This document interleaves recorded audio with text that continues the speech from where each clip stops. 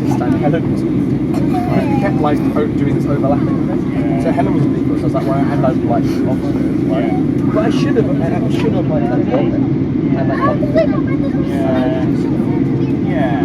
The only saving thing I can say at this point is like, if you're an AHRC funded medical student in Oxford and you're doing well, which I was, the chances of getting a place is like 90%, the chances of funding is like 80%. So maybe I knew that. Okay.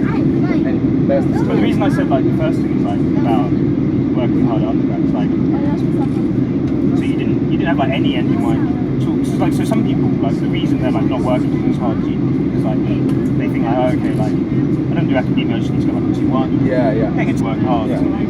And like they want to do well independently, and then like it just follows naturally.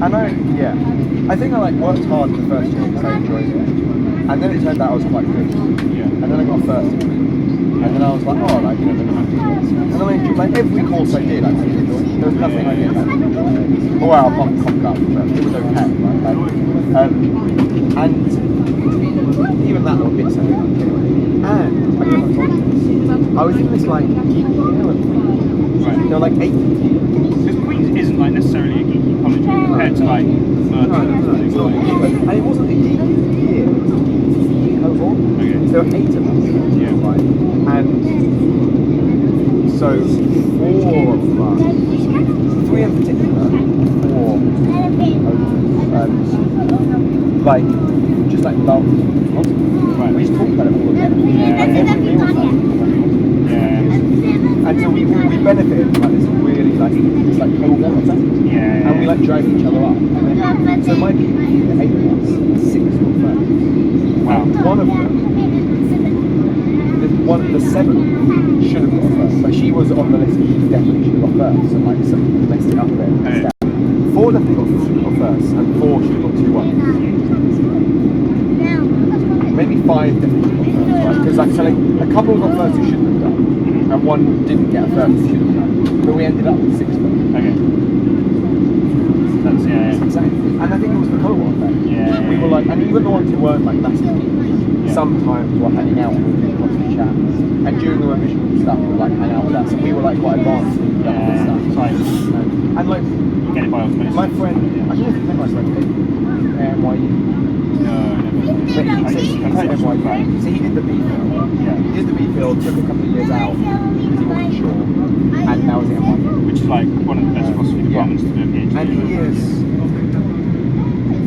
I think he's like, I still think he's like the best philosopher I've ever met. Really? Of our age, maybe among like everyone we've met, I still think he's probably the best. I mean, it's hard to know. It's like, is he doing? Doesn't do moral criticism, or he does? Not really.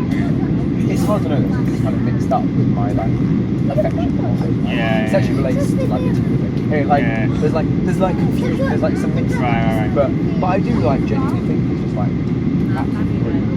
And like he was in the year. He like came to Oxford thinking he loved economics. Right. He thinks he loves politics and economics, and he because of that. Right. And so he thought he took philosophy. And then in the first year philosophy, there's like this Gen Phil introduction to philosophy course, and you like epistemology, skepticism, a bit of like, what else do you think? It's things like this. It's like a metaphysics, epistemology type. You like free will, this stuff, right? And he was just like, it was really funny. I remember this. Like he wasn't in my tutor.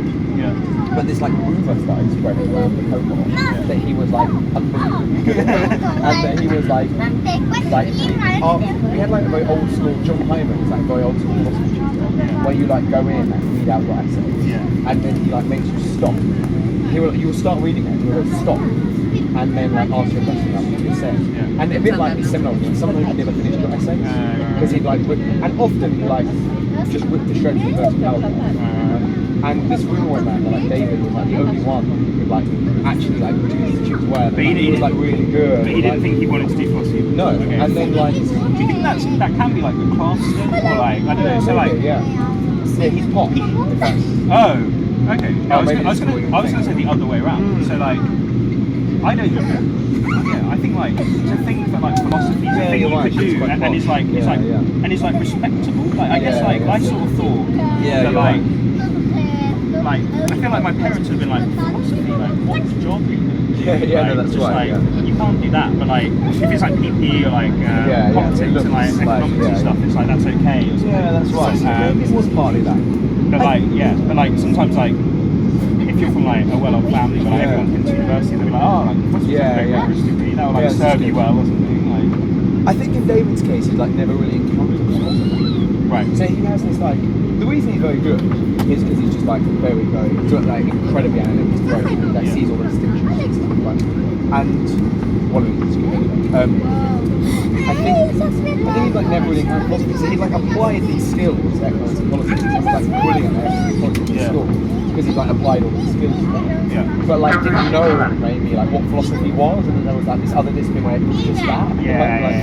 And so like in the first year he like discovered this, and then he dropped politics. So he came to politics and he was just mostly.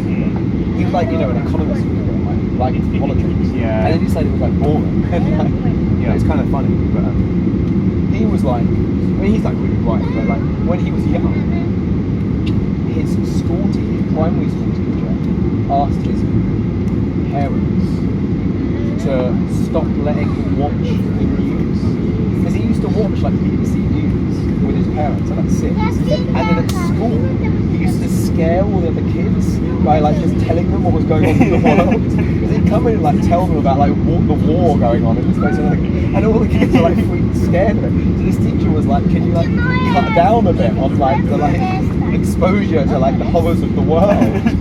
Which is primary school. Yeah. Wow. Like so funny.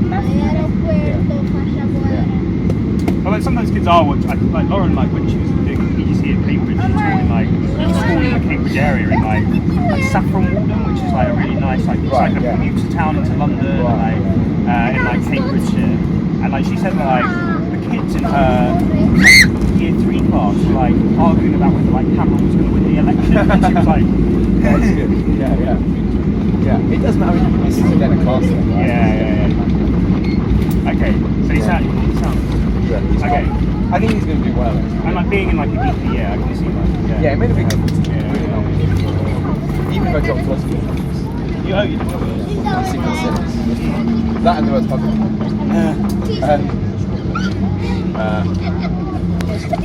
On the writing thing though, I do think that like, I do think this means I like never. I do think this means you just like write better work than me, like in the end.